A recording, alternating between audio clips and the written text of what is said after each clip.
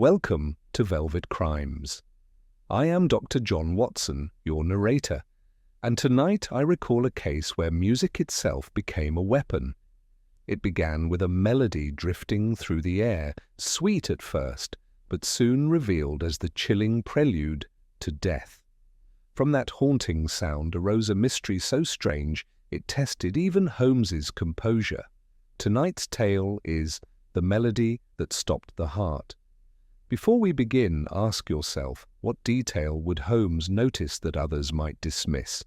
Are you listening late at night or during your morning tea? Stay with us. Each week, another puzzle unfolds. Now pour yourself something warm, draw the curtains close, and let's uncover the truth. The drizzle had not ceased for 2 days, and Baker Street wore a grey veil that matched Holmes's mood perfectly. He sat languidly in the armchair opposite mine, fingertips pressed together, the firelight flickering against the sharp angles of his face. The Times lay discarded at his feet. The rain outside wept gently against the window panes, and London, in its late October melancholy, seemed to have paused its usual bustling rhythm. "I've always found," Holmes murmured, breaking a long silence, "that the most ordinary melodies are capable of the most extraordinary consequences." I raised my head from the medical journal I had been attempting to absorb. "You mean music? Or a metaphor?" Holmes smiled faintly. "A literal melody this time, Watson, though I dare say it contains metaphor enough for the poets." Before I could inquire further, there came a brisk knock at the door. Mrs. Hudson, ever the soul of discretion, ushered in a young man with a pale face and a manner that suggested he had just escaped a nightmare. "Mr. Holmes?" the man asked, glancing nervously around the sitting room. You were recommended by Sir Andrew Kelling at the Royal Academy. I didn't know where else to turn." Holmes gestured to the seat beside him. "Do sit down, Mr. Colvin. Elias Colvin. I'm a violinist, second chair at the Kelling Quartet, or at least I was until 3 days ago. Until Maestro Velleman died during rehearsal, collapsed right there on stage, bow in hand, with a single note still vibrating in the air." Holmes sat upright at once, eyes gleaming. "Died? Unexpectedly? Instantly? No warning. It was the 4th movement of Schubert's Death and the Maiden. Irony doesn't begin to cover it. He had just cued the cellist when he seized up and fell." "Heart failure?" I asked. "That's what the doctor said." "But—" Colvin hesitated, clearly struggling with how to continue. "But you doubt it," Holmes supplied. "What is it you suspect, Mr. Colvin?" I don't know. It's just that something felt wrong.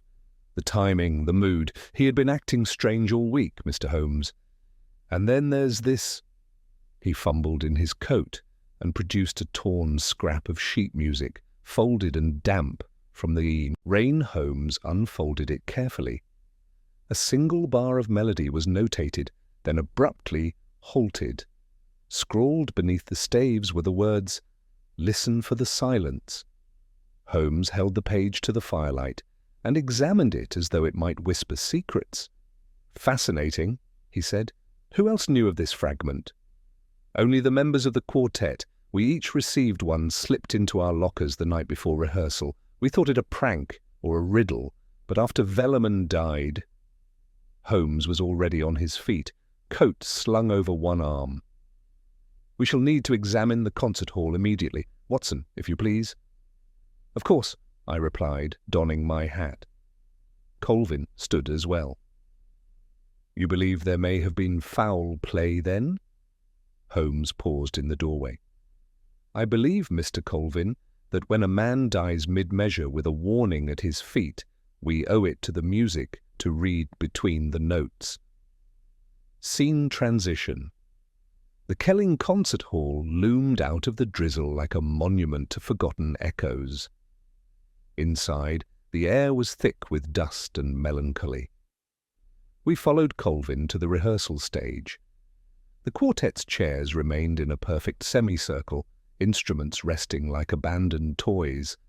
Holmes moved like a conductor himself, stepping between chairs and music stands, fingers trailing lightly over strings and wood.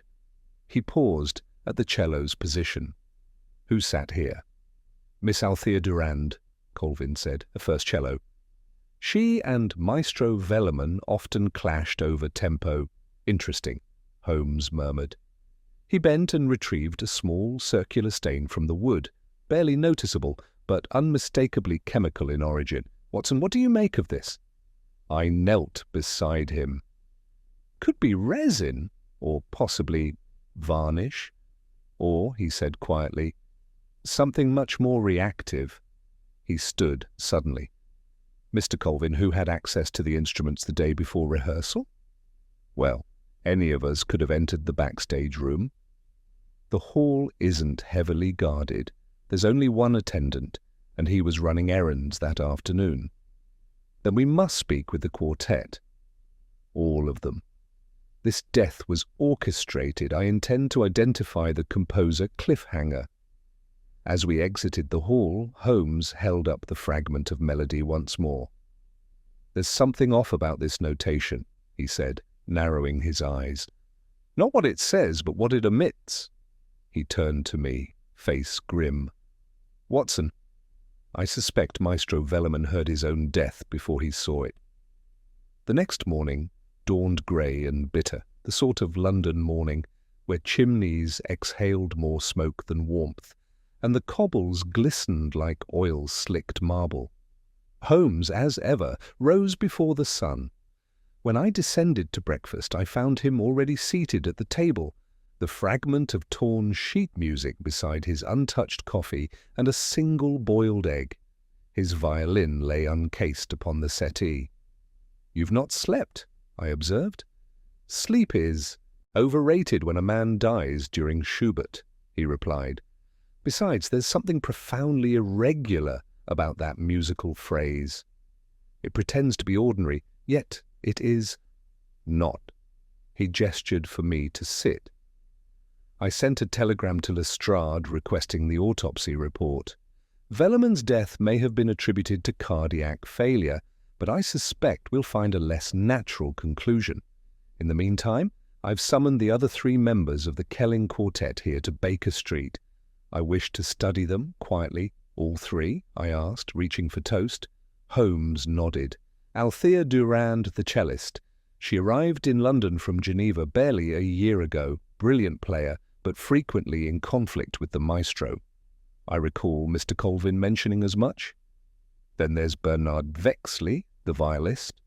Reliable, modest, a creature of habit by all accounts. And finally, Edgar Lamb, the first violin. Accomplished, self-assured, and far too rehearsed in his grief when I spoke to him briefly last night." Before I could comment further, the bell rang below. Holmes rose with fluid precision. "Watson, do try not to speak unless spoken to," he added with a smirk. "Musicians are as attuned to tone as they are to words." Mrs. Hudson led in a young woman with a tall, slender frame draped in a violet wool coat, its collar turned up like a protective wall. Her face was pale but composed, with eyes like polished slate, dark, cold, and unreadable. She carried her cello case slung like a soldier might carry a weapon. "Miss Durand," Holmes greeted, indicating the seat near the fire. "I appreciate your punctuality. You said it concerned Maestro Velleman's death. Of course I came." She sat with the calmness of a performer accustomed to scrutiny. Her voice bore the faintest French accent, clipped by discipline. "Tell me, Miss Durand," Holmes began, "was there anything unusual about the maestro's demeanor during the final week of rehearsals?" She considered him a moment. "He was tense. More than usual. He made us rehearse that 4th movement endlessly. He said the tempo had to be exact, no drift, no indulgence. We thought him mad." "Why?" She glanced at the music scrap on the table. "Because the interpretation was deliberately slow, too slow, like death approaching.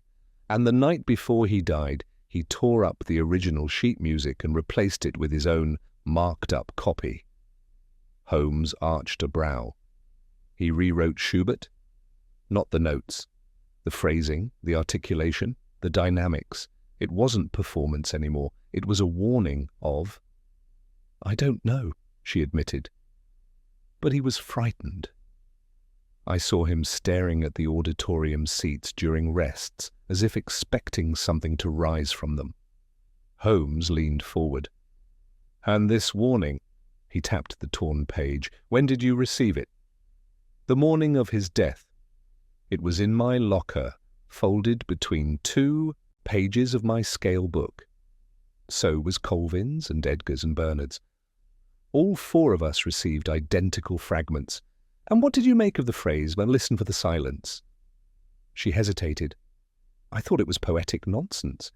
But now, I don't know. It haunts me." Holmes studied her. "Do you own any chemical solutions used for cleaning strings or varnish?" Her eyes narrowed slightly. "Yes. A solution of ethanol and rosin remover. Every string player does, and you keep it in your case?" "In the compartment near the bridge." Holmes nodded, then smiled in that peculiar, enigmatic way that usually meant he'd learned something the rest of us had not. When she departed, Bernard Vexley arrived next. A stout, balding man with thick spectacles and the nervous gait of someone who'd spent a lifetime trying not to be noticed. He clutched his bow case as though it was sacred. "Maestro Velleman was not a man easy to please," he said after some coaxing, "but he was never cruel. Not to me, anyway. You were fond of him?" "I respected him. He elevated our quartet. But these past weeks he changed. He barely slept. He refused food during rehearsals. Once I caught him scribbling notes into a ledger and tearing out pages. Paranoid, perhaps?" Holmes straightened. "A ledger?" "Yes. Brown cover, leather-bound. He always kept it locked in his satchel. Did you see what he wrote?" "No, but one page fell from it by accident during rehearsal. I saw the word cadence circled 3 times. That's all. Musical cadence?" "I don't know." But that day, Edgar and Althea argued with him loudly, Edgar especially. As if summoned, Edgar Lamb arrived shortly after Vexley departed. He swept in with the easy charm of a stage performer, his scarf trailing dramatically, and his gloves spotless. He took Holmes's measure with a glance and then mine, eyes resting a second longer than necessary. "Gentlemen," he said smoothly, "I must confess I find all this theatrical." Velleman's heart gave out. "That's all, yet you accepted my invitation."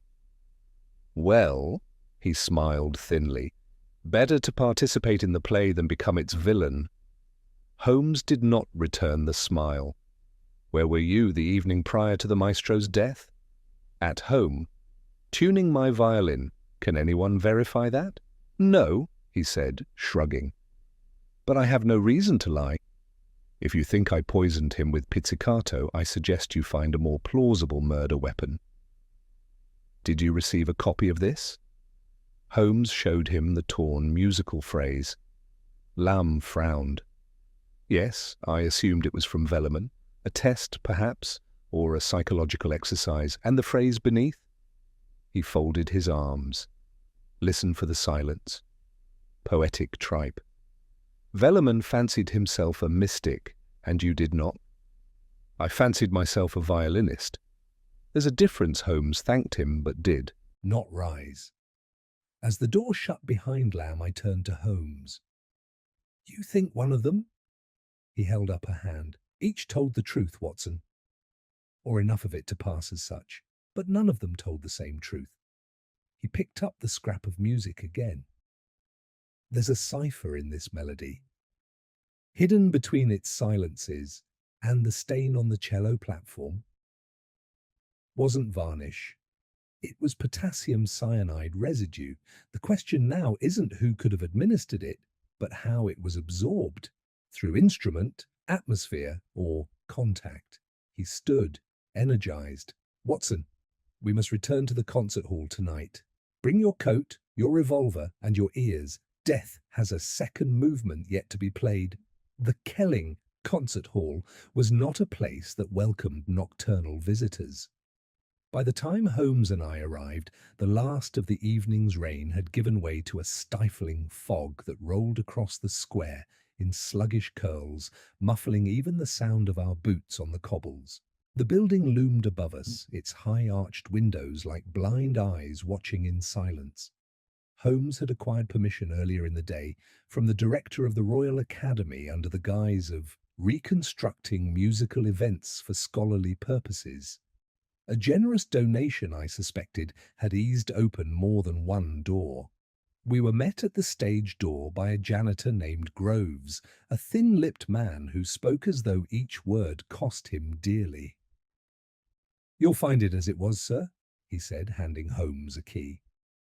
"I swept the main aisle this morning, but otherwise nothing's been touched. The chairs, music stands, even the maestro's baton. It's all where they left it." Holmes nodded without replying and stepped inside. I followed, and the door clanged shut behind us with a dull finality that made me glance back uneasily. The passageway into the stage opened into the familiar semicircular rehearsal space we had seen the day before, though now, beneath dim gaslight and deeper shadows, it had the quality of a dream half remembered. Holmes moved like a ghost through the space, his footsteps barely disturbing the dust on the scuffed floorboards. He paused only to examine each chair, turning them slightly, lifting their legs, peering beneath the cushions. When he came to Miss Durand's cello stool, he knelt, withdrew a small vial and swab from his coat, and gently dabbed the area near the platform's footboard. A moment passed, then another. Holmes held the swab up to the light. It had turned a faint blue. "Cyanide," he murmured. "Exactly as I suspected." "But how?" I asked, lowering my voice instinctively. "Surely she didn't touch it with bare hands during rehearsal." "She may not have needed to," Holmes said, eyes glittering. "Cyanide can be administered in vapor or residue. The humidity of the hall, intensified by nervous sweat perhaps, could have created contact enough, but the dose would have needed to be exquisitely timed." He stood and pointed toward the ceiling. "Now observe the position of the ventilation grills above the stage. There are 3, one directly above the conductor's podium and 2 angled toward the performers." I followed his gaze. The grills were ornate brasswork, half obscured by shadow, high above the stage. They could easily be overlooked unless one thought to look skyward. "You believe the poison was released through the vents?" "I believe it's one of 2 possible delivery mechanisms," Holmes replied, "which is why we are now going to the upper gallery." The staircase was steep and narrow, winding behind the stage like a service chute. We climbed in silence, the only sound the scuff of our shoes on worn stone. At the top, the hallway opened into a long, dimly lit corridor, lined with locked doors and half-forgotten storage trunks. Holmes moved ahead confidently until he came to a utility door marked "Maintenance Restricted." He produced the key Groves had given him and opened it.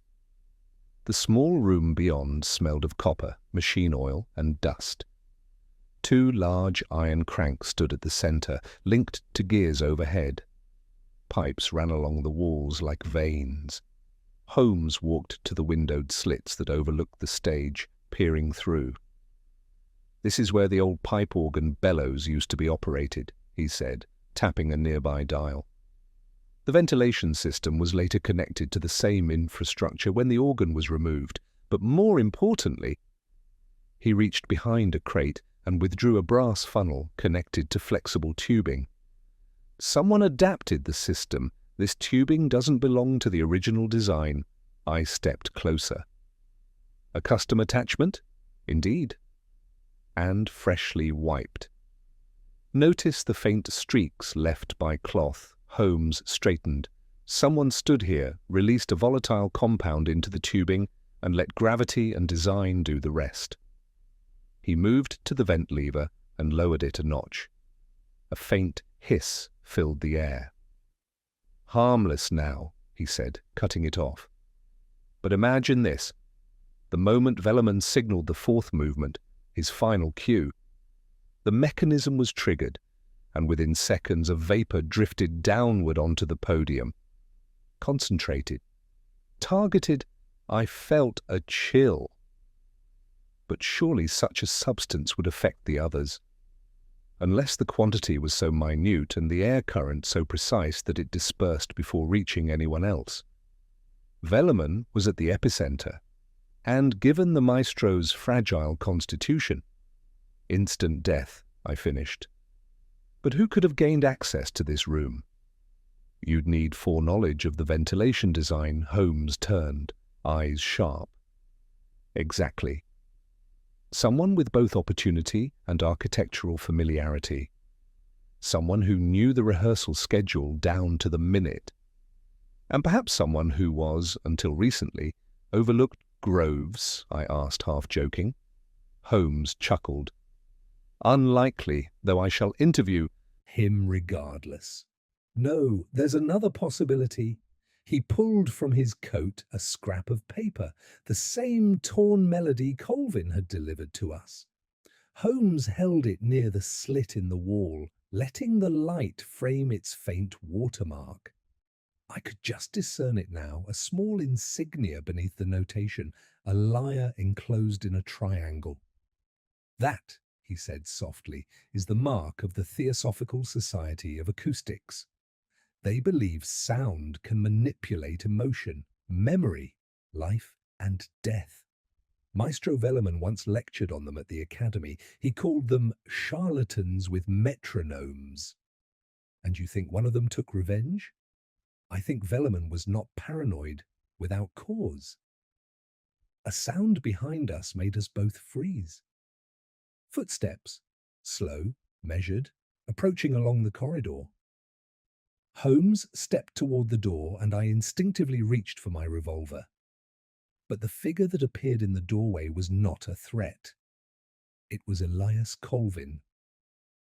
"I thought you might come here," he said, breathless. "I overheard Miss Durand say you were suspicious of the ventilation system." He broke off, seeing the look on Holmes's face. "Why are you really here, Mr. Colvin?" Holmes asked coolly. "This space is not open to members of the quartet." Colvin hesitated. "Because I saw someone up here the night before the rehearsal. I didn't say anything then because I wasn't sure, but now—" He looked down. It was Edgar Lamb. Holmes's expression darkened. What was he doing? Feeding something into the wall tubing. He claimed it was a rehearsal gimmick, a fog machine for dramatic effect. I didn't question it. He's always so confident. Holmes turned toward me.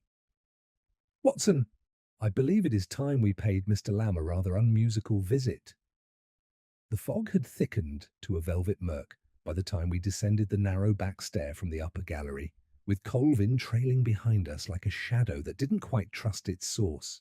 Holmes led the way through the deserted corridors of the Kelling Concert Hall, his gait brisk, his gaze fixed, his mind, judging by the sharpness in his posture, churning with dangerous clarity.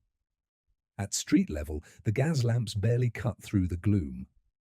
The only illumination came from the warm haze behind the rain-slicked windows of Lamb's Bloomsbury flat. Holmes had sent Colvin home with instructions not to speak to anyone, while I accompanied him in silence across the wet streets. "Do you believe him?" I asked, as we rounded the corner onto Gresham Street. "I believe he saw something," Holmes replied. "But what he saw and what it means may not align. Truth, Watson, is often more a matter of vantage than fact and Lamb. Do you still suspect him?" Holmes didn't answer directly. There is a calculated arrogance about the man. That alone does not indict him, but it does suggest a temperament comfortable with illusion and control. Useful traits in a violinist. Dangerous ones in a murderer. He reached Lamb's door, knocked twice, then a third time more sharply. A moment later, footsteps sounded within, slow and deliberate. The door opened to reveal Edgar Lamb in an embroidered dressing gown, his hair slightly dishevelled, though the rest of him was immaculate. "Mr. Holmes, Dr. Watson," he said, as though greeting old friends arriving late for tea. "To what do I owe the pleasure at this uncivilized hour?" "We'd like a word," Holmes said. "Preferably before the fog turns to ice and our patience follows." Lamb gave a theatrical sigh, but stepped aside. "Do come in." I was just preparing tea. The interior of the flat was, as expected, elegant to the point of vanity. Persian rugs, artfully placed violins on wall mounts, and a glass-fronted cabinet displaying what I presumed were rare manuscripts and signed scores. The aroma of bergamot and wood polish filled the air. Holmes declined the offer of tea with a flick of his hand. "We've come from the concert hall, specifically the upper gallery." Lamb raised a brow. "Oh, taking in the architecture, are we?" "Reconstructing airflow," Holmes said. "You'll be pleased to know it's quite efficient." The words hung between them like a plucked string. Lamb's smile tightened. "I see. You think the maestro's death was more than unfortunate?" Holmes stepped closer. "We now believe Maestro Velleman was murdered, most likely via a chemical agent introduced through the ventilation system, and someone was seen tampering with that system the night before he died." For the first time, something flickered across Lamb's face. Not surprise, he was too practiced for that. But irritation, perhaps? Or calculation? "And let me guess," Lamb said slowly, "your source is Elias Colvin?" "Is that a denial?" "It's a fact," Lamb said coolly. "That boy has been clawing for position since the day he joined. Always 2 steps behind, always watching. If he saw me up there, and I'll grant I was, then he failed to mention that I was replacing an old sound funnel left over from the organ days. The original one whistled when used. I hated it. A man of sensitive ears," Holmes said. "And convenient explanations." Lamb moved to the window and folded his arms. "You have no proof of anything. You said it yourself. Chemical, maybe. But unless you found a vial with my name on it, I suggest you look elsewhere." "The maestro was not a man without enemies." "Enemies?" I asked. "You mean Miss Durand?" "She was certainly one of them. Velleman berated her publicly for months, diminished her solos, sabotaged her phrasing. It was almost cruel. She never mentioned that," I said. "No," Lamb smiled, "because she's not stupid. She kept her resentments where women often do, coiled and buried." Holmes said nothing, but his gaze had shifted slightly, scanning the flat. His eyes paused on a mahogany writing desk in the corner. "May I?" he asked. Lamb gave a shrug of indifference. Holmes opened the top drawer. Inside were writing implements, a metronome, and several folded sheets of music. He leafed through the pages quickly until one caught his attention. It was a hand-written arrangement, a single line of melody, identical to the fragment we had seen from Colvin. And beneath it, in a faint, faded pencil, the words, "Listen for the silence." Lamb came over, his tone suddenly defensive. "That's a composition draft. An idea I abandoned weeks ago. Did you distribute copies to your colleagues?" "No, I may have left it behind at the hall. Someone must have copied it." Holmes turned to me. "What was it you observed, Watson, when I first showed you this melody?" "That it seemed simple." "Unremarkable." "Exactly. Too simple. But Lamb's version," he held it to the light, "shows subtle alterations. See the second measure, a syncopation, deliberately off-beat. If played as written, it forces the performer to pause mid-phrase. An engineered silence," I murmured. Holmes nodded. "A musical metaphor, and perhaps a coded message." "I didn't kill him," Lamb said sharply. "You think I don't know how this looks, but I swear to you I didn't." Holmes stared at him. "And yet you conveniently omitted your presence in the gallery. You withheld this composition. You slandered a colleague. That's not innocence, Mr. Lamb. That's choreography." Suddenly a knock rang out from the door. Lamb opened it with visible tension. A man in workman's garb stood outside, holding a small envelope. "Telegram for Mr. Lamb." He took it, nodded dismissively, and shut the door. As he opened the envelope, I saw his face change. "What is it?" Holmes asked quietly. Lamb handed over the telegram with trembling fingers. "Found the ledger in Velleman's locker. Page torn out with your name in margin." Lestrade Holmes read it, eyes narrowing. "We're done here, for now," he said. As we stepped into the foggy street, I turned to him. "Do you believe he's guilty?" Holmes didn't answer immediately. Then, "He's not the composer of this death, Watson. He may have arranged a part, but the true conductor remains in the shadows." The fog trailed us home like a persistent tail, creeping through the alleyways and clinging to our coats as we returned to Baker Street. Holmes said little during the walk, but his silence was of the deliberate sort, the kind that meant he was navigating a labyrinth of logic in his mind, adjusting variables, discarding theories, reforming conclusions. I knew better than to interrupt. By the time we stepped inside, the fire had long gone out, and the air in the sitting room was chilled. Holmes moved immediately to his desk, lighting the lamp with a flick of a match, then unrolling a sheaf of blank music staves across the surface. I removed my coat, poured us both a measure of brandy, and sat across from him. "That telegram," I said quietly. "If Lestrade found a page torn from Velleman's ledger with Lamb's name, isn't that near enough to confirm his guilt?" Holmes tapped the point of his pencil thoughtfully against the paper. "Tempting," he murmured. "But temptation, as you well know, Watson, is the enemy of deduction.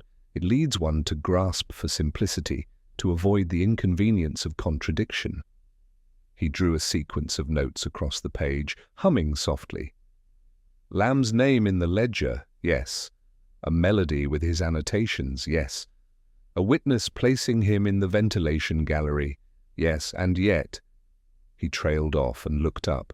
"And yet, if he wished to kill Velleman, why broadcast his presence so boldly in every direction? Why plant his signature under a musical phrase delivered to 4 recipients? Why place his name in the maestro's private ledger at all?"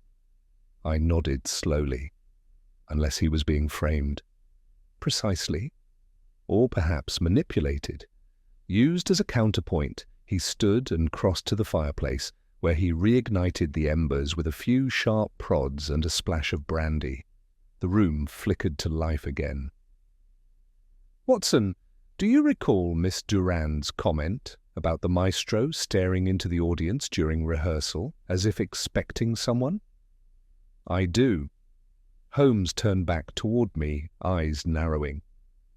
"Who would a man like Velleman fear from the shadows? Not a rival, not a student, not even a member of his ensemble. No, someone outside the quartet, someone with influence, someone he believed capable of orchestrating not just his death, but the symbolism surrounding it." I set my glass down. "You're suggesting this isn't merely murder?" "It's theatre." Holmes smiled faintly. "All murder is theatre, my dear Watson. But this is composition, layers, allegory, a performance delivered in silence and sealed in breath." Just then the door downstairs rattled open, and a moment later Mrs. Hudson's voice floated up. "Telegram for you, Mr. Holmes." Holmes met her at the landing. Moments later he returned with a folded slip of paper, opened it, and handed it to me. From Lestrade. Confirmed handwriting match. Notation on Colvin's fragment matches Velleman's private hand, not Lamb's. Also, ledger contains marginalia on acoustic fatigue, sound thresholds, and note EC, circled. I blinked. Velleman wrote the melody himself and initialed it EC. Possibly Elias Colvin, Holmes said. Or perhaps something more cryptic. But the implication is clear. The melody was not Lamb's invention. It originated with the maestro. He sent it to his musicians, perhaps as a signal or a warning. But then, why accuse Lamb in the ledger? Holmes paced slowly across the room. Unless it wasn't an accusation. What if it was a question, a suspicion, half-formed? Or misdirection meant to draw attention away from the real target. He stopped, turned on his heel, and faced me. Watson, we must speak with Althea Durand again. There's something about her story that's begun to grate. Within the hour, we were back on the street, the fog still thick, curling in ghostly spirals along the lamplight. Miss Durand's lodging was a modest brick building off a side lane near Russell Square. She answered her door, wrapped in a dark shawl, her eyes wary but unafraid. "Mr. Holmes," she said, "I suspected you might return." "Then you won't mind if we speak frankly," Holmes replied. "May we come in?" She led us to a sparse sitting room, neatly kept, with a cello propped in the corner like a silent sentinel. A teacup, half drunk, sat cooling on a side table. Holmes gestured toward it. "Midnight tea, a habit?" "A comfort," she said, sitting gracefully. "Musicians are nocturnal by necessity." Holmes remained standing, his gaze roaming the room, pausing on a small music stand near the window, where a sheet lay open. "Your current practice piece?" She glanced over. "Just scales." "Nothing of consequence." "Funny," he said, stepping closer. "It appears to be the same melodic phrase Velleman distributed, transposed, of course, but unmistakable in structure." She said nothing. The silence in the room grew heavy. Holmes turned. "You knew it wasn't Lamb who wrote it? Because you recognized the maestro's hand? You're classically trained. You'd see the difference in pen pressure, notation curves." Still, she said nothing. Watson cleared his throat. "Why didn't you say so?" She looked down at her hands. "Because I wasn't sure what it meant." Velleman was unstable in his last days. He spoke in riddles, hinted at a betrayal. I thought it best to say nothing until I understood more." Holmes tilted his head. "Did you ever see his ledger?" She hesitated. "Once, briefly. He left it open on the piano before rehearsal. I saw my name. Under what context? Tone, too forceful, losing precision. Althea must recalibrate or risk collapse. That's what he wrote." She looked up, eyes suddenly sharp. "He didn't trust us?" "Any of us. He treated us like variables in a formula." "Then why stay?" I asked. Her answer came quietly. "Because I needed the position. Because I believed, perhaps foolishly, that once I proved myself, he would respect me." Holmes studied her face. "And did he?" "No," she whispered. He stepped closer. "Did you kill him?" Her eyes widened. "No, never." "Did you alter the platform beneath your chair?" She shook her head. "I noticed something had been cleaned near it after his death." "But I assumed it was blood, or fluid." "I didn't think it could be poison." Holmes turned toward Hani. "She's telling the truth. How can you be sure?" He picked up a pencil from her writing desk and held it aloft. "Because if she were lying, she'd never have left this behind." I stared. "A pencil? Look closer." I did. The end was stained, faintly blue, like the swab he had used on the cello stool. "Prussian blue," he said. "Used to test for cyanide residues. Whoever tampered with the stool was experimenting with delivery methods, and whoever did that left no traces here, no swabs, no pencils, no carelessness." He turned back to Althea. You suspected something, but you didn't kill him." "Then who?" she whispered. Holmes's smile was grim. The fog trailed us home like a persistent tail, creeping through the alleyways and clinging to our coats as we returned to Baker Street. Holmes said little during the walk, but his silence was of the deliberate sort, the kind that meant he was navigating a labyrinth of logic in his mind, adjusting variables, discarding theories, reforming conclusions. I knew better than to interrupt. By the time we stepped inside, the fire had long gone out and the air in the sitting room was chilled. Holmes moved immediately to his desk, lighting the lamp with a flick of a match, then unrolling a sheaf of blank music staves across the surface. I removed my coat, poured us both a measure of brandy, and sat across from him. "That telegram," I said quietly. "If Lestrade found a page torn from Velleman's ledger with Lamb's name, isn't that near enough to confirm his guilt?" Holmes tapped the point of his pencil thoughtfully against the paper. "Tempting," he murmured. "But temptation, as you well know, Watson, is the enemy of deduction. It leads one to grasp for simplicity to avoid the inconvenience of contradiction." He drew a sequence of notes across the page, humming softly. "Lamb's name in the ledger, yes. A melody with his annotations, yes. A witness placing him in the ventilation gallery, yes. And yet—" He trailed off and looked up. "And yet if he wished to kill Velleman, why broadcast his presence so boldly in every direction? Why plant his signature under a musical phrase delivered to 4 recipients? Why place his name in the maestro's private ledger at all?" I nodded slowly. "Unless he was being framed." "Precisely." "Or perhaps manipulated." Used as a counterpoint, he stood and crossed to the fireplace, where he reignited the embers with a few sharp prods and a splash of brandy. The room flickered to life again. "Watson, do you recall Miss Durand's comment about the maestro staring into the audience during rehearsal, as if expecting someone?" "I do." Holmes turned back toward me, eyes narrowing. "Who would a man like Velleman fear from the shadows?" "Not a rival, not a student, not even a member of his ensemble. No, someone outside the quartet, someone with influence, someone he believed capable of orchestrating not just his death, but the symbolism surrounding it." I set my glass down. "You're suggesting this isn't merely murder, it's theatre." Holmes smiled faintly. "All murder is theatre, my dear Watson.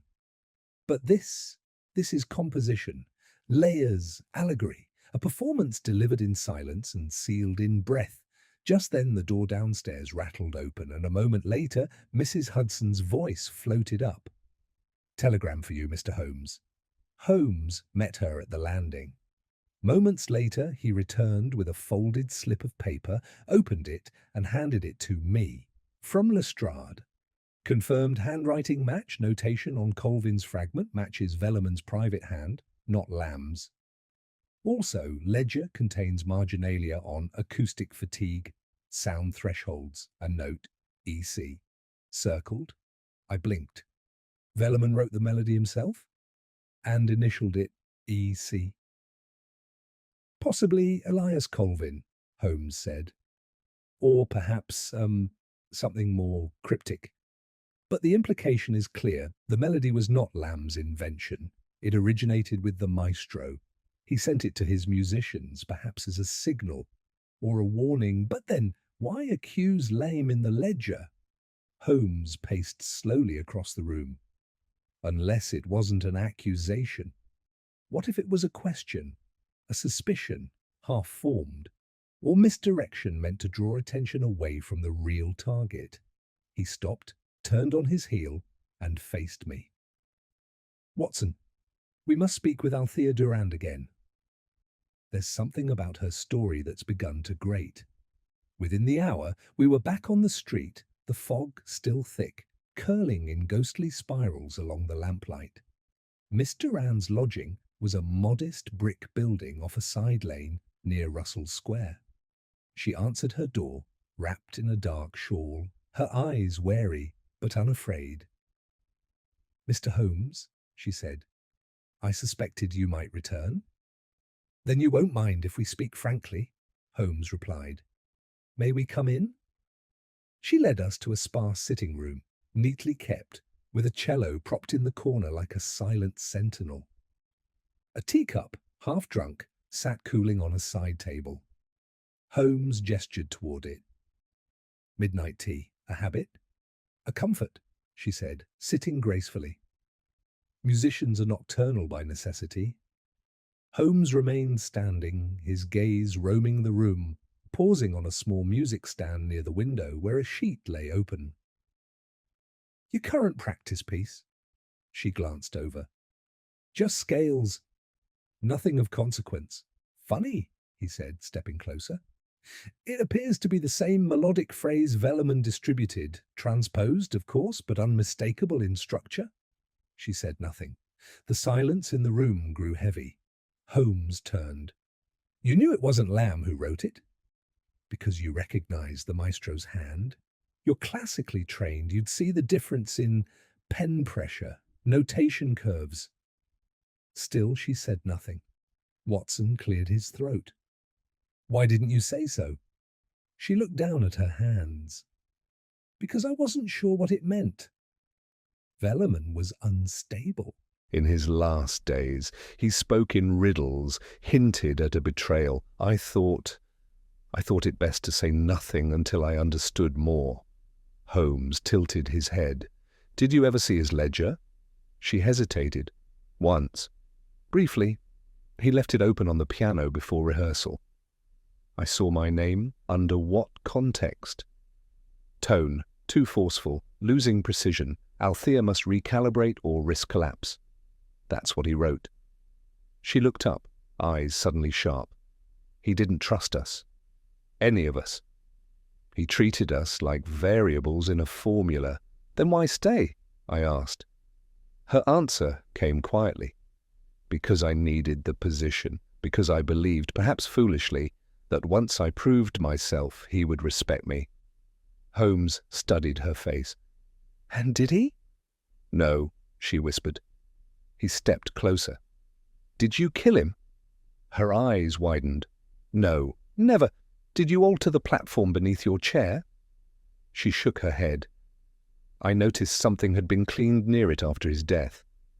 But I assumed it was blood or fluid. I didn't think it could be poison." Holmes turned toward me. "She's telling the truth." "How can you be sure?" He picked up a pencil from her writing desk and held it aloft. "Because if she were lying, she'd never have left this behind." I stared. "A pencil?" "Look closer." I did. The end was stained, faintly blue, like the swab he had used on the cello stool. "Prussian blue," he said, "used to test for cyanide residues. Whoever tampered with the stool was experimenting with delivery methods, and whoever did that left no traces here, no swabs, no pencils, no carelessness." He turned back to Althea. "You suspected something, but you didn't kill him." "Then who?" she whispered. Holmes's smile was grim. "That's what we shall now determine. But mark my words, Miss Durand, this murder wasn't born from ambition. It was born from ideology. Someone believed that sound could kill, and they proved it." The following morning, Baker Street bore the hush of a city still tangled in fog. Holmes stood by the window, staring out into the milky white soup that dulled the rooftops and blurred the distant clatter of carts and hoofbeats. His violin lay abandoned on the armchair. For once, the instrument had not been touched since dawn. He turned as I entered, setting aside the latest edition of the Times.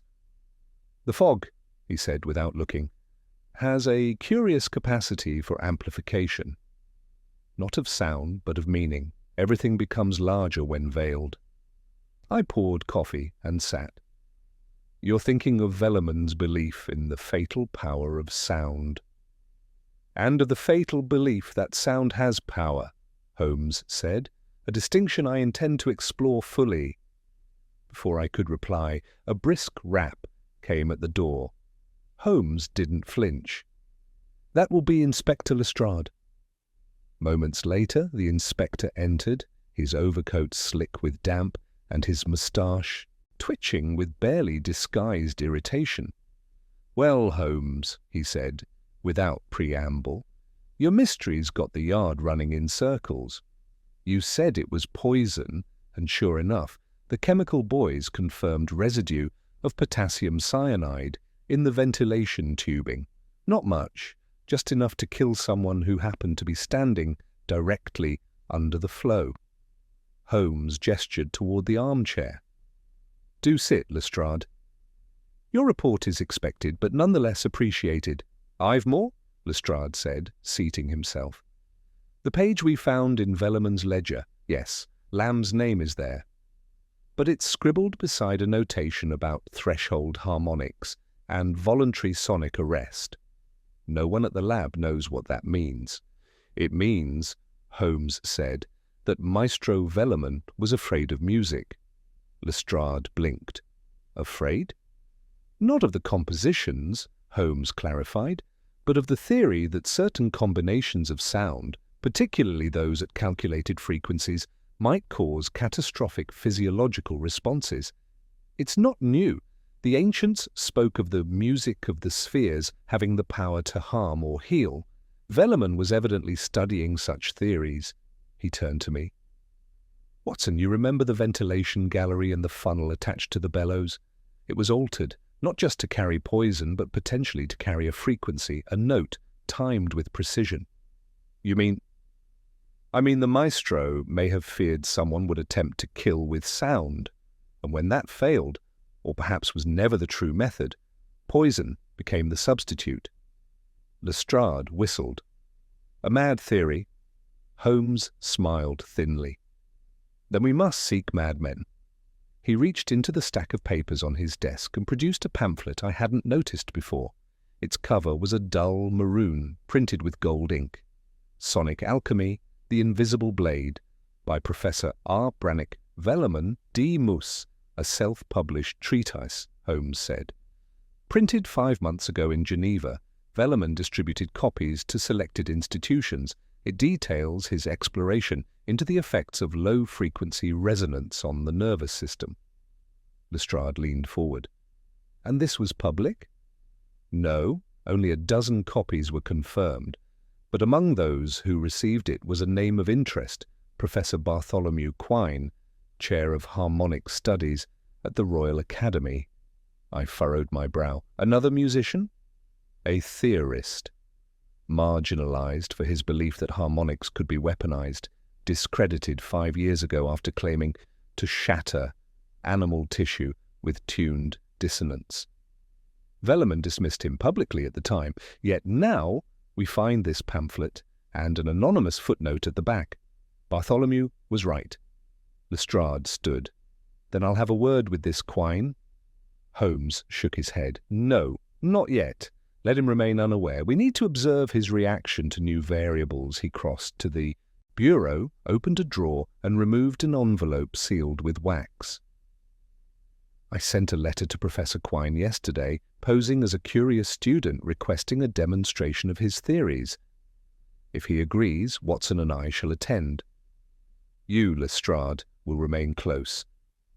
I suspect we'll need your presence soon enough." Later that evening, Holmes and I arrived at the Royal Academy under assumed names, he as Mr. Vernet, a Swiss music student, I as Dr. Northcott, his sponsor. We were met in the faculty wing by an assistant with tousled hair and ink-stained fingers, who led us down a long, book-lined corridor and into a study that might have belonged to a watchmaker with a fondness for chaos. Professor Bartholomew Quine was a slender, hawk-nosed man in his late 50s, dressed in a tweed jacket with elbow patches and a waistcoat bulging with loose notes. He looked at us with the fixed intensity of a man who has seen something vast, and half believes he imagined it. "Mr. Verney," he said, shaking Holmes's hand, "your letter was intriguing." "You say you've read Velleman's thesis?" "More than read it," Holmes replied in a soft Germanic accent. "I've begun to test its premises. The idea of an oral trigger fascinates me, particularly the implications regarding death." Quine's eyes gleamed. Yes, precisely. Velleman scoffed at first, but I know, he came around in the end. Did you see the footnote? He finally admitted it. Holmes nodded. Indeed. Tell me, Professor, what did you and Velleman discuss in your final correspondence? Quine's face grew still. We didn't speak directly. He sent a letter, anonymous, but I recognized his phrases. He said he'd heard something, that he was afraid. He asked me to stop. Stop what? I asked. Quine turned to me, almost startled by the interruption. My research, he said the fourth harmonic phrase, what he called the silent note, had begun to echo even when unplayed. He feared it had imprinted on the body. That a man could be tuned like an instrument. Holmes tapped his chin. And did you believe him? Quine's voice dropped. I believe he was no longer thinking clearly, but yes, there is something in the structure of sound, a harmonic echo, and in the right configuration, with the right stress. He broke off, then smiled weakly. But I didn't kill him, if that's what you're implying. Holmes smiled politely. Not at all. Though I wonder, did you ever visit the Kelling Hall in recent weeks? Quine paused. Yes. I attended their rehearsal 2 days before the death. I stood in the rear, near the curtain. I never approached the stage. And did anyone see you? I doubt it. I didn't announce myself. Did you deliver anything? No, though I did observe something strange. The maestro paused the fourth movement and said, Someone has altered the silence. I thought it poetic until now. Holmes exchanged a glance with me. We thank you, Professor. Your insights have been most valuable. As we stepped back into the fog-laden street, I exhaled. Well, he knows more than he said, Holmes murmured. But he didn't kill Velleman. His guilt is of the philosophical variety. He opened the door. Someone else stepped through. And that someone? Holmes smiled, but his eyes were cold. We have all our players now, but only one knew the exact timing of the rehearsal. Only one touched every instrument. Only one had access to the vents and no motive to speak. And now we must draw them out. He turned to me. Tomorrow, Watson, we set the final trap. And this time we shall let the music play. The morning air was crisp, cutting through the residual fog with a clarity that had been absent for days. A brittle calm settled over London, as if the city itself sensed the prelude to revelation. Holmes moved with unusual quiet through the flat, preparing what he referred to as the encore performance. He said little, save for the occasional cryptic remark about tempo and the architecture of fear. I had come to recognize this as his most dangerous mood, when silence did not signal confusion, but certainty. We ate breakfast quickly. Holmes barely touched his kippers, and by 9:30 we were in a hired cab, wheels clattering toward the Kelling concert hall. Holmes held a brown parcel on his lap, square and thin, wrapped in stiff paper and tied with twine.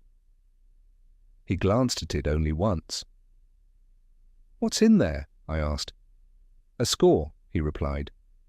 A performance piece composed for 4 instruments and 1 truth. I knew better than to press him. We arrived at the hall just after 10. Holmes had arranged for the building to be closed to the public under the pretext of a fire inspection, courtesy of Lestrade, who waited at the side entrance with 2 plainclothes constables. Their presence was unobtrusive, but poised. They would not interfere unless Holmes gave the signal. Inside, the stage had been reset to its usual rehearsal configuration, the conductors stand front and centre, 4 music stands in an arc, and a lone stool for the cellist placed precisely where Velleman had collapsed. Holmes moved about the stage with surgical precision, rearranging chairs by an inch, adjusting the lighting to cast deliberate shadows. At 11 sharp, the quartet arrived. Althea Durand was first, cello in hand and face unreadable. Bernard Vexley followed, clearly bewildered to be summoned again, but too timid to protest. Elias Colvin entered next, hands twitching nervously at his coat buttons. Finally, Edgar Lamb arrived last, chin high, violin case in hand, casting suspicious glances at everyone in turn. Holmes greeted them collectively. "Thank you all for coming. Today we shall repeat the 4th movement of Death and the Maiden, the very one Maestro Velleman was conducting when he died."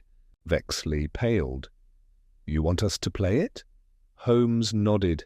"Indeed, note for note, as marked by Velleman himself. His original annotated sheets have been restored to your stands." Durand stiffened. "Why?" "To complete the melody," Holmes said simply. "The unfinished performance left something behind." A silence. "I want to hear what was meant to follow. And if someone dies this time," Lamb said dryly. "Then we'll know it was more than a metaphor," Holmes replied.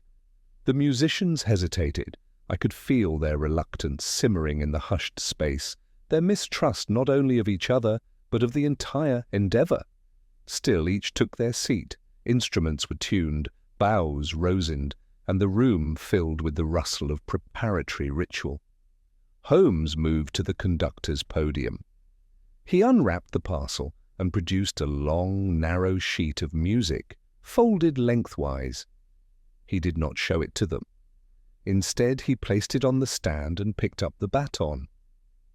"I'll be conducting," he said. "Watson, stand near the ventilation lever, there, just above the stairs. You recall the switch from before?" I nodded, moving to my post.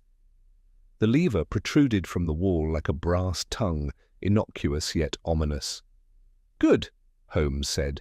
"Lestrade and his men are posted outside." "Nothing will happen without my leave." He raised the baton. "Begin." The first notes rang out, sombre, rich, and trembling with memory. The room changed immediately. Whatever hesitations the quartet had held in their minds melted into the discipline of the music. Their bows danced and drew as one. Even Lamb, typically flamboyant, played with crisp restraint. The tension was palpable. Holmes conducted with mechanical precision. His eyes never left the sheet before him, yet he listened. No, he watched, with every sense. As the second section rose, a flicker of discomfort appeared on Colvin's face. He shifted in his seat, glanced upward toward the ceiling vents. Holmes caught it. "Continue," he said firmly. In the third section, Althea Durand's cello sang with dark intensity, vibrating through the wooden floor. Lamb's violin followed with brittle brilliance. Bernard's viola floated beneath like a brooding hum. The fourth section approached. Holmes's voice rang out. "Watson, lower the lever." Slowly I obeyed. A faint click echoed, followed by a gentle hiss, almost imperceptible, as though the air itself held its breath. Colvin dropped a note. His bow skittered awkwardly across the string. He looked down, pale. "Keep playing," Holmes barked, a rare edge in his voice. The final few measures rang out, a sudden crescendo. Then silence, not the silence of conclusion, but of expectation. Holmes lowered the baton. No one moved. "Well?" Lamb demanded. "What now?" Holmes turned to me. "Close the lever." I did. Holmes stepped down from the podium, slowly, deliberately. He walked past the quartet, past Colvin, who wouldn't meet his gaze, past Althea, whose fingers trembled on the cello strings. He stopped behind Bernard Vexley. "Mr. Vexley, Holmes said softly. "Would you be so kind as to stand?" Vexley blinked. "Why?" Holmes gently reached under the man's chair and retrieved a folded cloth. It was dark, damp, and smelled faintly of almonds. "Because I believe this was yours," Holmes said. "It bears the residue of cyanide." The same cloth used to wipe the funnel in the ventilation system, the same cloth that transferred just enough of the compound to Maestro Velleman's hand when he adjusted your music stand during rehearsal. Vexley's mouth opened, then closed. His breath caught in his throat. "No," he said hoarsely. "No, I didn't. You cleaned your stand," Holmes said, "meticulously. But you didn't consider the edge of the chair, just beneath where you stored the rag. You believed the poison had been completely dispelled." I didn't mean to kill him," Vexley burst out. It was supposed to be a warning." The room exploded into confusion. Althea stood abruptly. Colvin backed away. Lamb stared, stunned. Holmes raised a hand. "No more today." Lestrade entered through the rear door, already reaching for his cuffs. As Vexley was led away, Holmes remained still at the podium, the unfinished score before him. He looked down at it, then folded it quietly. The quartet had disbanded in silence, each swallowed by their private astonishment. I approached Holmes slowly.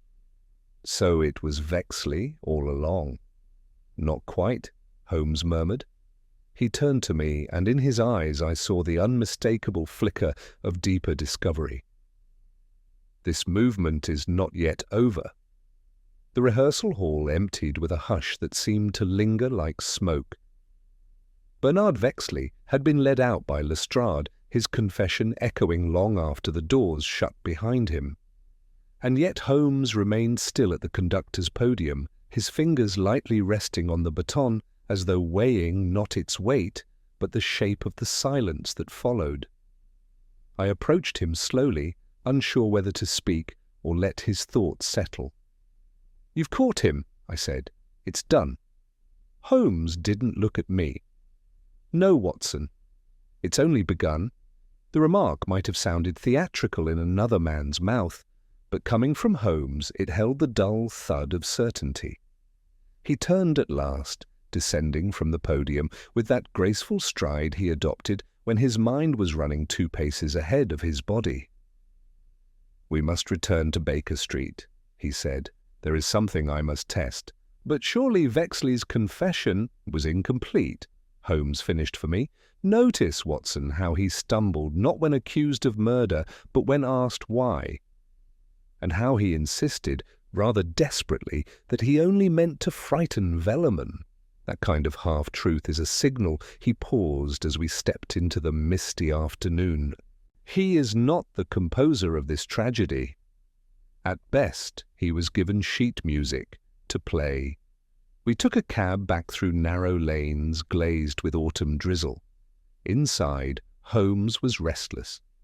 He drummed his fingers against the side of the carriage and muttered fragments of melodies beneath his breath, his brow furrowed in thought. "What is it you suspect?" I asked. "Motives, Watson. We must always return to motive. Vexley had neither the ambition to lead the quartet nor the confidence to challenge Velleman's authority. He was content to remain in the shadow of others. And yet he risked everything to scare or eliminate a man he described with deference. Why? "To defend someone else," I offered. Holmes looked at me then, a flicker of approval in his eyes. "Precisely." We arrived at Baker Street, and Holmes wasted no time. He removed the stained cloth found beneath Vexley's chair and placed it in a shallow glass dish.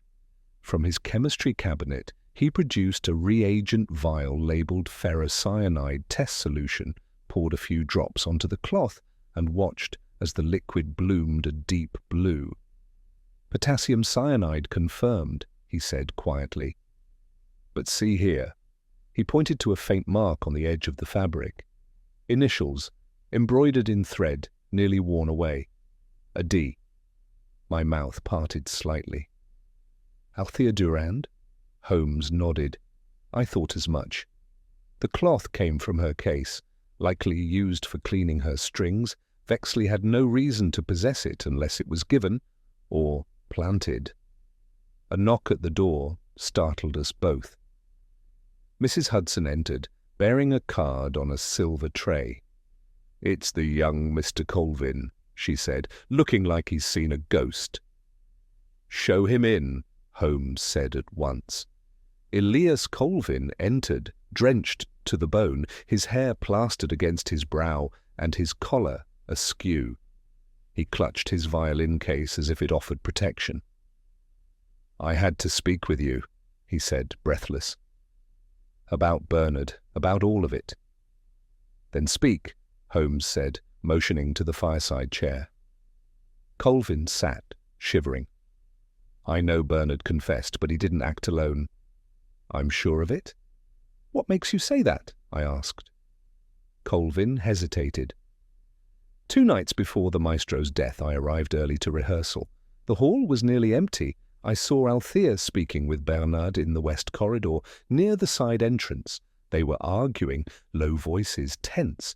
She said something like, "He's unraveling too fast," and Bernard said, "Then we accelerate the plan."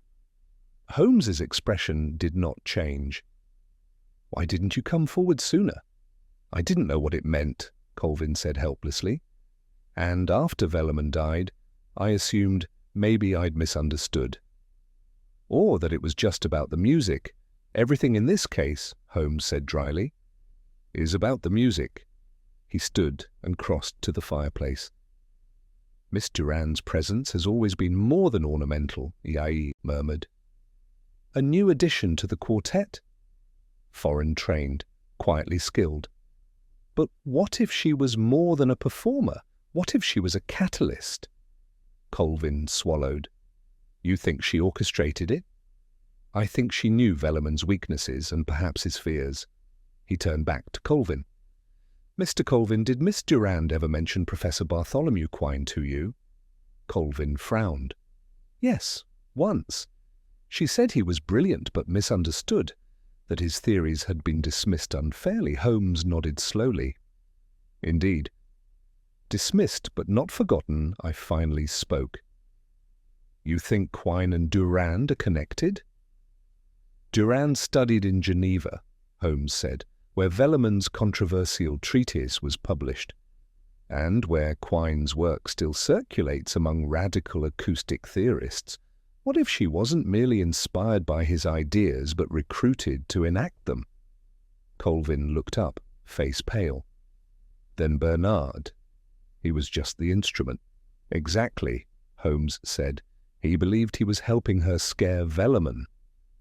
Perhaps to force his retirement, perhaps to discredit him. He applied the cyanide, but it was she who delivered the cloth, she who manipulated the ensemble from within." I stood. "And now that Vexley's taken the fall, she'll walk free." "Unless," Holmes said, eyes narrowing, "we pull the final thread." He paced. "There's still the matter of the melody, the fragment sent to each player. Velleman wrote it, yes, but it was Durand who kept it, rehearsed it, played it alone in her flat. Why? Not nostalgia, not grief. Control, I said, to maintain the illusion. Or worse, Holmes said, to prepare the encore. A sudden knock startled us again. Mrs. Hudson appeared. "Inspector Lestrade," she said, "and he's not smiling." Lestrade entered, with wet shoulders and a hard expression. "Vexley tried to hang himself," he said, "in the holding cell. The constable cut him down in time, but he's unconscious. Might not wake up." Holmes closed his eyes briefly. "Then we've nearly lost our witness." "Any chance he's not guilty?" Lestrade asked. "Oh, he's guilty," Holmes said, "but only of his own weakness." The real conductor has not yet stepped to the front of the stage. He turned to me. "Watson, we must speak with Miss Durand one final time." Before she disappears like a note fading into silence, Miss Althea Durand lived in a top-floor flat at the edge of Bloomsbury, where the fog gathered along the eaves like an audience lingering long after the curtain had fallen. By the time Holmes, Lestrade and I arrived, the lamps were just being lit along the street, their light casting halos against the gathering dusk. Holmes had insisted on our unannounced visit, arguing that it was within the narrowest folds of surprise that truth might slip free. We found her door ajar. Holmes reached it first, then raised a hand, stilling both, Lestrade and me. "Someone left in haste," he murmured. He pushed the door open slowly, revealing a narrow hall dimly lit by a single gas sconce. At the far end, the main room was bathed in a low golden glow from a desk lamp left burning. The flat was not ransacked, but there was evidence of disarray. A chair overturned, a stack of sheet music splayed on the carpet like discarded petals. Her cello still rested in its stand, upright, the bow set delicately across the strings, yet something in the placement struck me as off, too performative, like a tableau arranged for the benefit of a curious eye. "She's gone," Lestrade said, stepping cautiously inside. "Not quite," Holmes replied. "There's a second exit, kitchen window to the fire escape. Observe, her coat is gone, but her trunk is not. She intends to return." We entered the sitting room. Holmes moved immediately to the writing desk, rifling through papers with careful speed. I watched as he paused on a bound leather folio containing loose manuscript pages. His eyes narrowed. "Here," he said, "her handwriting, but not in French." "English. These are lecture notes." "And correspondence," I joined him. One letter, written in a tightly controlled hand, was signed simply, "B.Q." "Bartholomew Quine?" I said aloud. Holmes nodded. They were in regular communication. "Here, listen to this passage. Your role must remain invisible. The audience need never see the composer's hand, only hear the resonance of consequence." Lestrade scowled. "Sounds like gibberish to me." "To most," Holmes agreed. "But to someone attuned to metaphor, it reads like instructions." Quine wrote the theory. Durand enacted it. Vexley merely obeyed. He sifted further and uncovered a faded concert program from Geneva Conservatory. Althea's name was listed under experimental composition seminar, taught by, predictably, Professor Bartholomew Quine. Scribbled beneath in her own handwriting, "The fourth movement must break them." At that moment, the door behind us creaked. We turned sharply. Althea Durand stood framed in the hallway, her expression unreadable. Her hair was swept back beneath a dark wool beret, and her gloved hands hung loosely at her sides. She showed no sign of fear, only a stillness so deliberate it bordered on theatrical. "You've let yourselves in," she said coolly. Holmes stepped forward. "And you've returned. Should I have run?" "That depends," he said, "on whether you intended to be caught." She looked at Lestrade, then back to Holmes. "Have you come to arrest me?" Lestrade opened his mouth, but Holmes lifted a hand. "That remains to be seen," he said. "Please, sit." To my surprise, she did, lowering herself onto the settee without hesitation. Her eyes never left Holmes. "You orchestrated this entire affair with extraordinary finesse," he said, circling the room slowly as he spoke. "You entered the quartet 6 months ago. You ingratiated yourself with the maestro. You studied him, learned his patterns, his fears." She said nothing. "You supplied the cloth, embroidered with your initials. You rehearsed the melody fragment again and again, embedding it in the minds of your colleagues. You kept Vexley close, binding him to a shared cause through manipulation disguised as trust." Still, she remained silent. "You didn't kill Velleman directly," Holmes said. "You allowed others to do it for you, each believing it was their own idea. But you selected the tempo." At last she spoke. "What proof do you have?" Holmes turned toward the desk. Your notes. Your letters from Quine. This." He lifted the Geneva concert program, where you first began experimenting with acoustic subversion, and of course the cloth, which Vexley would never have possessed unless you placed it in his hands. Her jaw tightened. Vexley was weak, but devoted. She looked away. "Why, Miss Durand?" I asked. "What did you hope to accomplish?" She didn't answer immediately. Instead, she rose and crossed to the cello. Her fingers hovered above the strings but did not touch them. "Velleman mocked what he couldn't control," she said softly. "He ridiculed theories that challenged his dominance. He humiliated Quine publicly. He mocked my work in Geneva.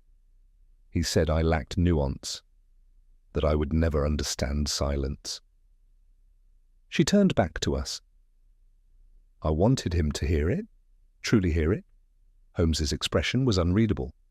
"So you created a movement, one that would end with his death." "No," she said quietly. "One that would end with his silence." Lestrade stepped forward. "That sounds very poetic, miss, but it still makes you an accomplice to murder." "I never touched him," she said. "I never handled the poison." Holmes raised a hand. "And yet you conducted the tempo. You wrote the time signature. You passed the melody." He turned to Lestrade. "She'll deny involvement. The letters aren't signed with full names. The cloth is circumstantial. Her handwriting on the program proves only a student's bitterness. It won't convict her, not unless we can draw out Quine." "He remains the true maestro," Lestrade exhaled. "Then we've still got a ghost in the orchestra." Holmes approached Althea. "One question remains. Why now? Why kill Velleman this week, during this movement?" She looked at him, and for the first time, something shifted in her gaze. Not fear, not guilt, but the weight of inevitability. "Because he finally heard it," she whispered. "The melody. The one Quine said would crack him open. Velleman heard it, alone, in rehearsal, and it broke something inside. That's why he rewrote Schubert's phrasing. That's why he kept looking at the seats. He knew what was coming. He felt it." Her voice grew softer. "And he couldn't stop it." Holmes watched her a moment longer. Then he turned to me. "We're not finished, Watson." His tone was sharper now, like the pluck of a string that refuses to tune. The following morning broke with a brittle calm, the skies above London a dull porcelain grey. Holmes had barely spoken since our encounter with Althea Durand the previous evening, save for a clipped instruction to prepare for a visit to the Royal Academy of Music. His eyes betrayed that particular fire I had come to recognize, a flame not of anger, but of intellectual necessity. He was, in his own way, tuning his mind as one might tune an instrument before a final performance. We arrived at the Academy just after 9. The porters recognized Holmes immediately, ushering us past the reception desk with hurried deference. The hallways were empty, the echo of our footsteps the only sound in that grand corridor of mahogany panelling and oil portraits. At the far end, behind a wide oaken door, etched with a brass nameplate, Professor Bartholomew Quine, Chair of Harmonic Studies, Holmes paused. He did not knock. He turned to me and said quietly, "Observe everything. Say nothing." He opened the door and stepped inside. Professor Quine's study was as eccentric as its occupant, part academic office, part private observatory. Tall windows framed the eastern light, spilling across a wide desk cluttered with tuning forks, manuscript paper, magnifying glasses, and anatomical diagrams of the human ear. Shelves along every wall bore titles that read like forgotten spells: Resonance and the Mind, The Harmonic Soul, Structures of the Subsonic Realm. And in the center of the room, precisely as Holmes expected, stood Professor Quine. He was dressed in a dark green waistcoat, buttoned high at the throat, his hair combed back to a near-mechanical precision. He regarded us with a detached amusement, hands clasped behind his back, like a conductor waiting for applause. "Mr. Holmes," he said, "you've come." "Professor Quine?" Holmes returned evenly. "You've been expecting me." "Oh, yes," said Quine. "I assumed you would come eventually."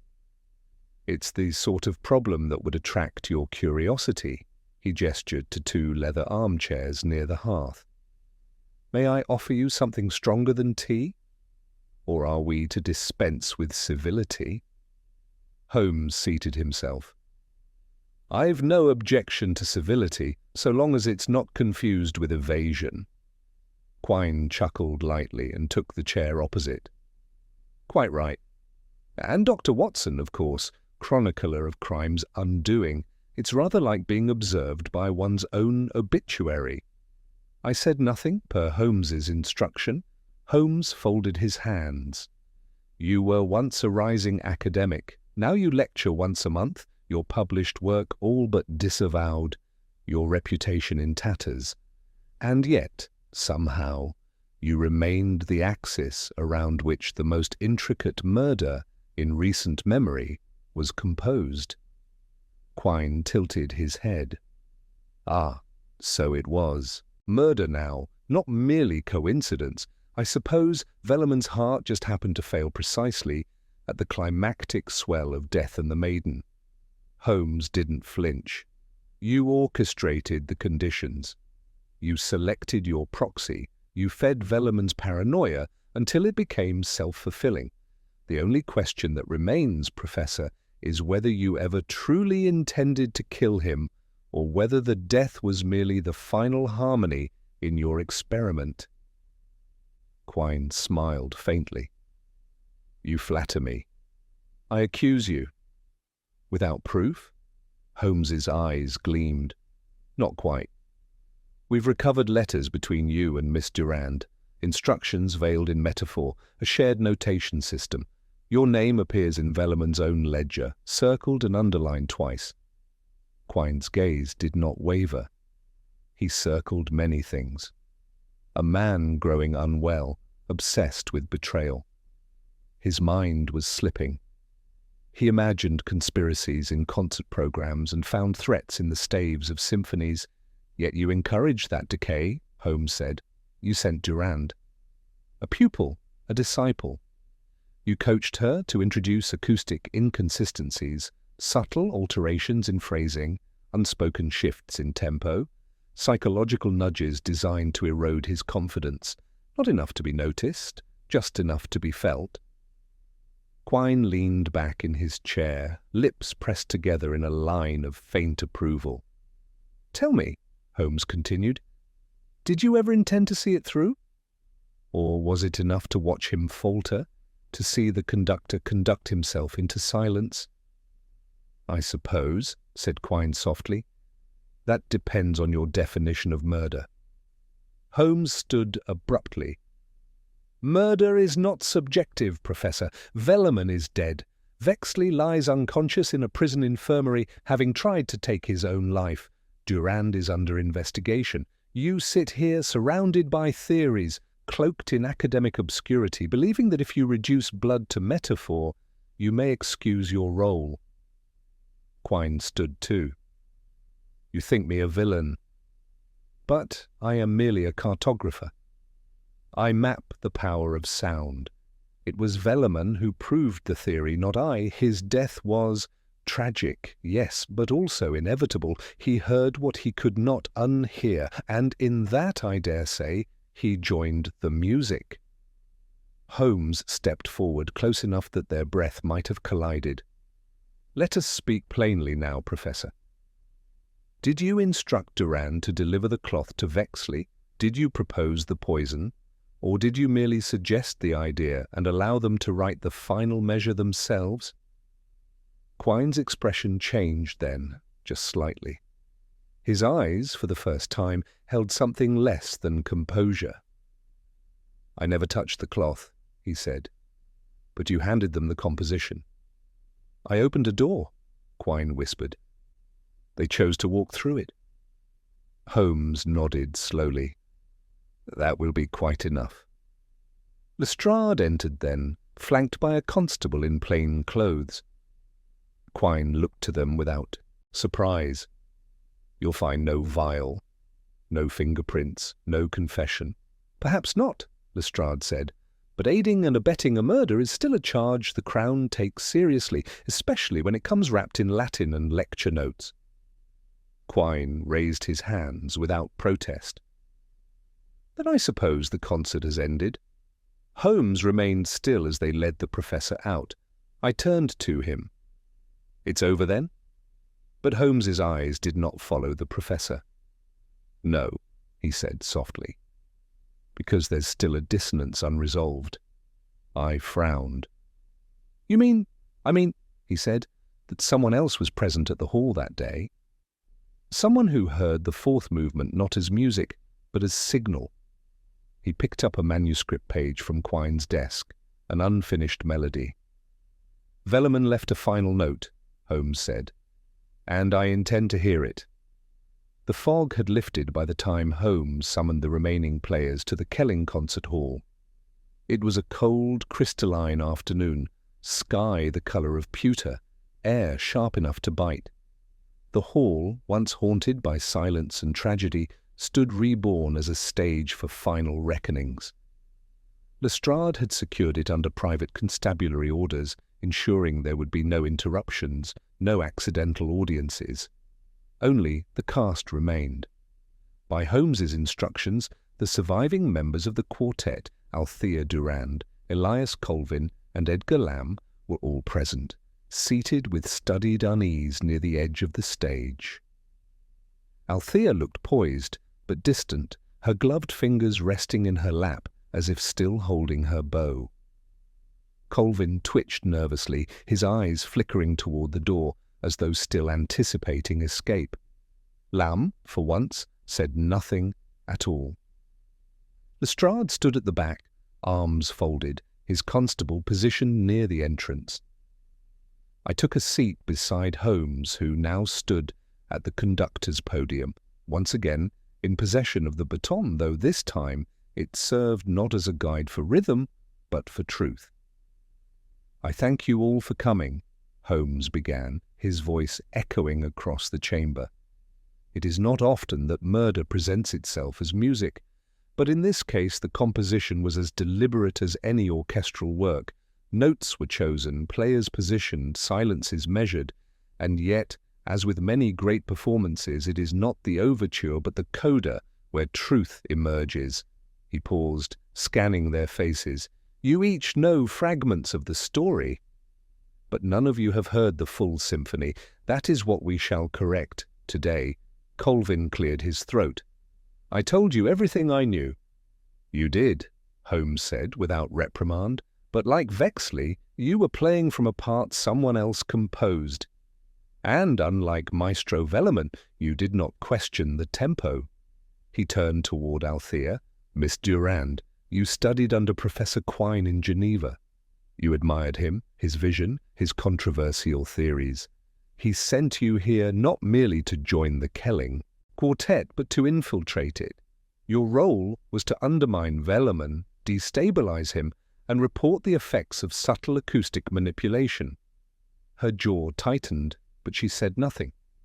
You were not the killer, Holmes continued, but you were the designer. The poison? That was Bernard Vexley's contribution. You gave him a cloth, your cloth, with cyanide residue, and convinced him it was merely to send a message during rehearsal. Holmes stepped down from the podium and paced before them like a lecturer. Velleman, you see, was not merely a conductor, he was a subject, Quine's subject, and you, Miss Durand, were his instrument. Althea's voice, when it came, was cold. Velleman destroyed Quine's reputation, mocked him, laughed at his research, and you avenged him? No, she said, lifting her eyes. I validated him. Holmes regarded her coolly. Professor Quine has been taken into custody. He admits to orchestrating the experiment, though he denies authorizing the murder. But we know better. Vexley lies unconscious, possibly dying. And you, he turned now to Edgar Lamb, you, Mr. Lamb, are the final note. Lamb blinked. I beg your pardon? You were the one element that never fit the harmony, Holmes said. You claimed to detest Velleman, yet never left the quartet. You accused Althea of sabotage, but supported her publicly. You insisted Colvin was untrustworthy, even as you quietly borrowed his locker key one evening and planted the fragment of melody among his things. Lamb paled. That's absurd. Is it? You were in the upper gallery the night before the murder. You told Colvin it was to replace a noisy funnel, but that funnel wasn't replaced. It was cleaned, carefully, and by hand, so carefully, in fact, that we found your cologne on the valve lever. Althea turned sharply. You what? Lamb shifted in his seat. I may have gone up there, he admitted, but I didn't poison anyone. No, Holmes said, and you didn't need to. You were a coward, but also an opportunist. You realized something was in motion, something dangerous. You didn't start the movement, but you modulated it. You ensured Colvin looked guilty. You stoked Vexley's paranoia. You leaned into the dissonance. He stepped forward. You were the true conductor of chaos. Lamb stood abruptly. You have no proof. Holmes's voice cut cleanly across the room. We found your fingerprints inside Velleman's private satchel. On the torn ledger page, the one with EC circled in the margin. Everyone assumed it meant Elias Colvin, but it meant Edgar Colvin gasped. You framed me. Lamb's jaw trembled. Velleman said I was soulless. He cut my solo in the St. Sands, replaced it with Althea's cello line. Said I lacked feeling. You proved him right, Holmes said, in the most final way possible. Lestrade stepped forward and gestured to his constable. You'll come with us now. Lamb didn't resist. As he passed Colvin and Althea, he gave neither of them a glance. The door closed behind him with the heavy finality of a bass drum. A long silence followed. Althea rose. So that's it, then? Holmes turned slowly. No, not quite. You're still under investigation. You'll be watched. But whether the law holds you or not, Miss Durand, you must live, knowing you engineered a death. With tempo, with phrasing, with intention. She didn't reply. As the room emptied, Holmes returned to the podium. The sheet of music Velleman had rewritten, annotated with his final markings, lay open. Holmes studied it for a long moment. He heard it coming, he murmured. That fourth movement. He tried to warn them, but his baton wasn't enough. He lifted it once more. The hall, for a moment, felt full again, not with musicians, not with suspects, but with memory. It was a bleak evening when we returned to Baker Street, the kind of London night that made the very stones of the pavement seem to sigh underfoot. The rain had returned, not in torrents, but in a thin, steady drizzle that shimmered beneath gaslight and slicked the windows of hansom cabs crawling through the gloom. Our own cab rolled to a halt outside number 221B, and as Holmes stepped out, he paused to look up at the flat with an odd, unreadable expression. For once, the resolve in his features seemed touched by something more human. Weariness, perhaps, or the fading residue of some unseen grief. Mrs. Hudson had left the fire going, and the sitting room was warm with the mingled scent of coal smoke, old paper, and something faintly floral, perhaps a remnant of the bouquet she kept near the hearth. Holmes went immediately to his desk, where he stood motionless for several minutes, gazing not at his chemistry apparatus, nor at the clutter of letters and telegrams, but at the single sheet of annotated music he had taken from the Kelling Hall podium. I remained silent. I had long since learned that these moments of stillness in Holmes were never truly still. They were the final deductions, the inward untangling of invisible knots, the reshaping of memory into meaning. "It was never really about murder," he said at last, quietly. I looked up from the armchair. "Not about murder?" He turned toward me slowly, holding the music sheet as delicately as one might hold the final page of a dying man's journal. Murder was the method, but the motive, the true motive, was voice. He sat across from me, the fire casting his features in deep relief. Bartholomew Quine had been silenced, mocked, stripped of scholarly standing by Velleman and his academic circle. His ideas, however dangerous or delusional, were treated with ridicule, not rebuttal. And what is more damning to a theorist than laughter? I nodded slowly. "So he sent Miss Durand to undo Velleman?" "Yes, but not through poison or violence. That was never the plan. Quine intended to unmake the maestro not by removing him from the world, but by removing the certainty with which he inhabited it, to warp his confidence in music itself, to replace mastery with doubt. Yet it was Vexley who made it lethal," I said, "and Lamb who exploited the chaos." Holmes leaned forward. "That is what makes this case so singular, Watson. It was not a crime of passion, nor greed, nor vengeance. It was a crime of crescendo. Each conspirator entered the composition at a different point. Each believed they were improvising. Yet, in truth, they played precisely what had been scored for them. I let the thought settle, the fire crackling gently in the hearth. Outside, a carriage clattered by, its wheels wet against the cobbles. "And Velleman?" I asked. "Do you believe he understood what was happening?" Holmes was quiet a long moment. "Yes," he said finally. "In the end, he did. That's why he changed the tempo of the fourth movement, why he marked the dynamics so deliberately.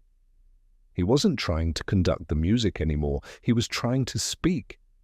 That was his final message." I glanced toward the sheet in Holmes's hands. "You said he left a final note. Did you mean that literally?" Holmes stood, crossed to the violin that lay upon the settee, and picked it up. He tuned it with delicate precision, then placed the sheet music upon his stand. "I reconstructed it," he said, "from his annotations, from the shared melody fragment, from the silent pauses that troubled him.